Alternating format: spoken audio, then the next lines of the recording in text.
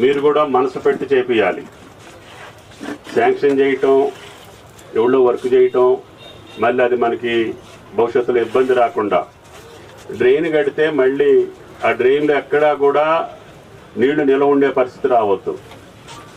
SI గారు చెప్తున్నారు, నేను లెవెల్స్ మెయింటైన్ చేస్తున్నా, కరెక్ట్గా చేస్తా సార్ అని అంటున్నారు. కట్టిన దానికంటే నీళ్లు నిలిస్తే కట్టందే మేలు, కనీసం భూమిలో కన్నా పోతుంది.